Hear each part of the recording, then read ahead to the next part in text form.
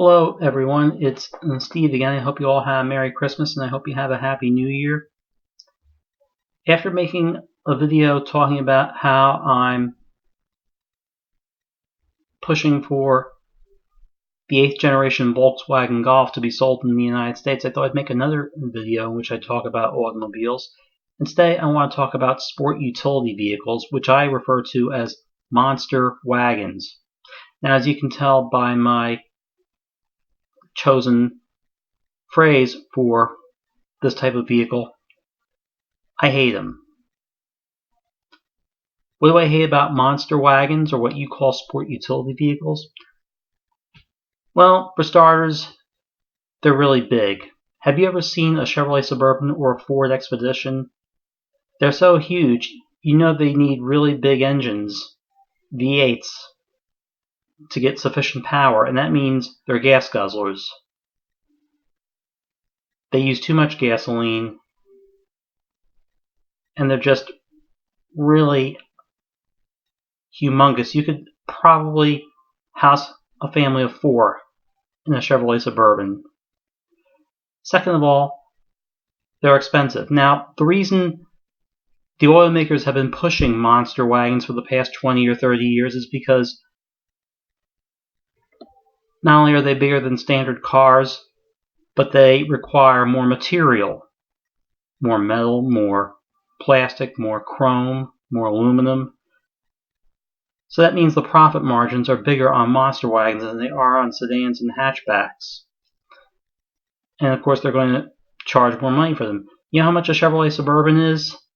$75,000. That's thrice what a standard hatchback or a sedan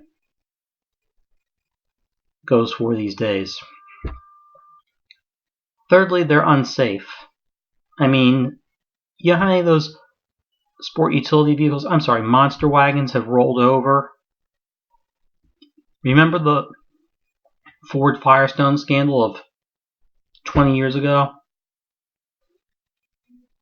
Ford Explorers had Firestone tires on. They would always roll over, and they blamed Firestone for making lousy tires.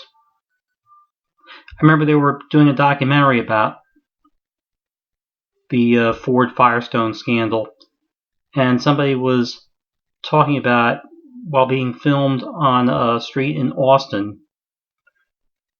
and there was a crash while they were making this documentary, talking to somebody in Austin, and the crash was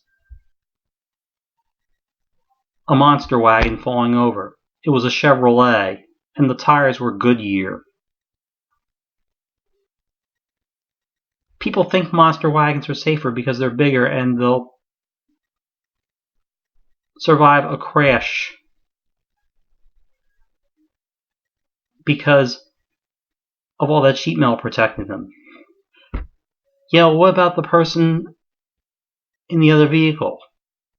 What if the other vehicle is a Honda Fit? You think somebody in a Honda Fit who gets hit by a Ford Expedition or a Chevrolet Suburban is going to be okay? Another reason I can't stand them is because they're so cumbersome to drive. Now, I know there are smaller SUVs, monster wagons, like the Toyota RAV4, the Honda CR-V, the Ford Escape. But they're not any more agile because, like the bigger monster wagons, they have high ground clearance, and it's very hard to maneuver a car with high ground clearance. And another reason why I don't like them is because even though they call monster wagons sport utility vehicles, they're not sporty and they're not utilitarian. Like I said, how do you get sporty performance out of a 4-wheel drive vehicle that's something like a foot or two off the ground? And they're not that utilitarian. I can probably fit more stuff in my Volkswagen Golf than you can in a Honda CR-V. In fact, you could probably fit more stuff in a Honda Fit than a Honda CR-V. I've driven a Honda Fit, and they're not the most exciting cars, but they are more agile, just like the Golf is. And they're nice little peppy performers. You don't get that same driving satisfaction in a monster wagon. But, of course, people love monster wagons so much that it's becoming hard, damn hard, to find a decent small car. It's not just Volkswagen considering dropping the base Golf hatchback when the 8th generation arrives. The 4th generation Honda Fit will be out soon in different countries, but it may be dropped from Honda's US lineup. Why? More people are buying monster wagons. Right now, 7 out of 10 new car buyers buy monster wagons. The remaining 3 out of 10 have fewer choices among sedans, hatchbacks, and conventional station wagons. Conventional station wagons, by the way, are pretty much going the way of the passenger pigeon. And they have fewer choices. Those of us who actually want a decent small car. And because there's so many of these damn monster wagons on the road, they're so high up that when you get caught in traffic and when you get caught behind one of these monster wagons, you can't see farther ahead. You don't know what's going on. Just 2 or 3 car lengths up. Because you have this big Jeep in your way. You know, back in the 70s, when what we now call SUVs weren't called that, very few people owned them. Now, I knew somebody who had a Jeep Wagoneer. This was back in the 70s, alright? He actually used his Wagoneer to go off-road. He would go on one of those unpaved roads that are nothing but wheel ruts. You know, like the kind of trails the pioneers would use to get across the West. He would go hunting, he would go fishing. And that was fine. I mean, he had a Jeep Wagoneer. That was the perfect vehicle for him because he liked to go in the great outdoors. He went off-road with it. That's what most of these vehicles are for. That's what the earliest sport utility vehicles were made for. Those British SUVs aren't called Land Rovers for nothing. And back in the 70s, if you owned a vehicle like that, you were probably somebody who liked to go hunting and fishing. And now you have all these monster wagons, as I call them, designed to be conventional cars, and nobody actually goes off-roading in them. Nobody goes out to the woods. Nobody goes out to the desert in them. They use them to get a quart of milk at the Wawa. They use them to drop off and pick up the kids from school. They're trying to sell monster wagons in commercials for the adventure they promise. Well, where's the adventure in dropping off your kids at school? And people love to drive these monster wagons. They love to buy them because they feel powerful behind the wheel of one, knowing that they have this tall, perched view of the road. And they can literally look down on someone like me, who owns a hatchback. And they probably look down on me figuratively because, well, I own a hatchback. And a European hatchback at that. I'm un-American that way. Like I said in my previous video, in other countries everyone loves the Golf. It's like the world car. And of course, the United States, which has proven of late that doesn't really want to be a part of the world, has no room for a car like that. Now, although this monster wagon craze is endemic worldwide, although Europeans are buying more monster wagons these days. In fact, I think it's a British invention. I think Land Rover made the first such cars. And although they're also popular in other countries like Australia, the whole mania for these horrible vehicles started right here in the United States. Let's get that straight.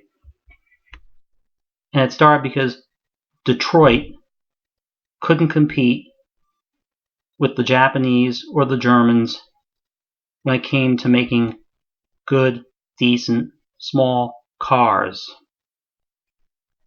They pretty much gave up on that and pushed monster wagons. And by the way, these monster wagons are not regulated for fuel economy the way regular passenger cars are. Fuel economy standards for vehicles built on light truck chassis, as most of these monster wagons are lower than fuel economy standards for regular cars.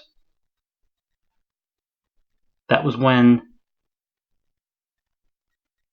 these lower fuel economy standards for light truck chassis were implemented when the only people who bought vehicles built on light truck chassis were plumbers, carpenters, small businessmen, people who needed pickup trucks and vans. And that's another thing. A lot of people are buying pickup trucks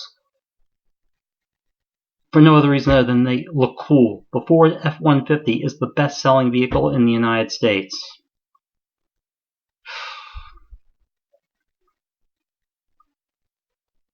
And the people who run the big three in Detroit, they think they're so clever.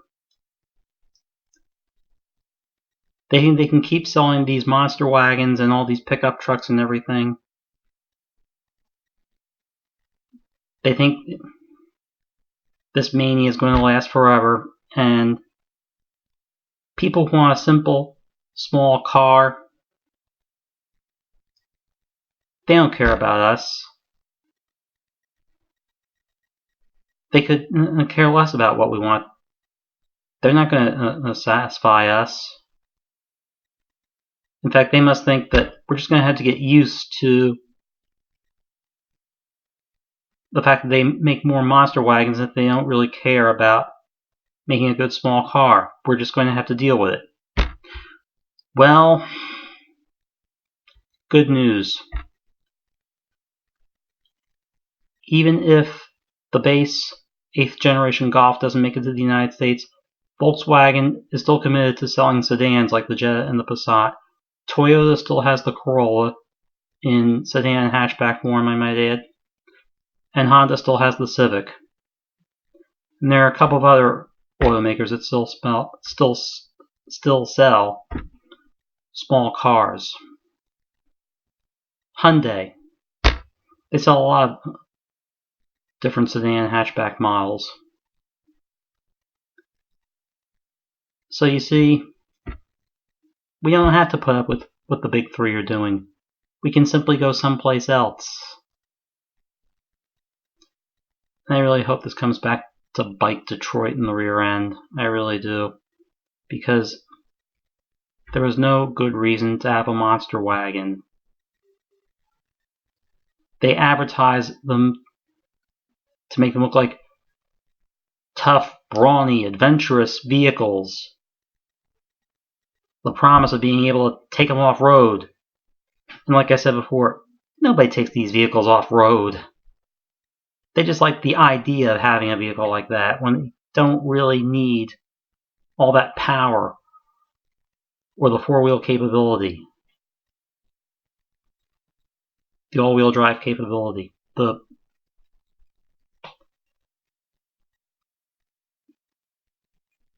They just don't need any of that stuff. They're better off with a small car. I pretty much said all I want to, and I hope I can find enough people who agree with me, because these monster wagons are a mess.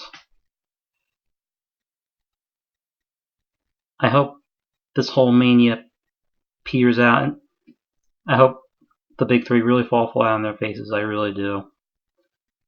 Okay, I've said all I want to say. Thank you for putting up with me. Thank you for listening. Hope to see you later.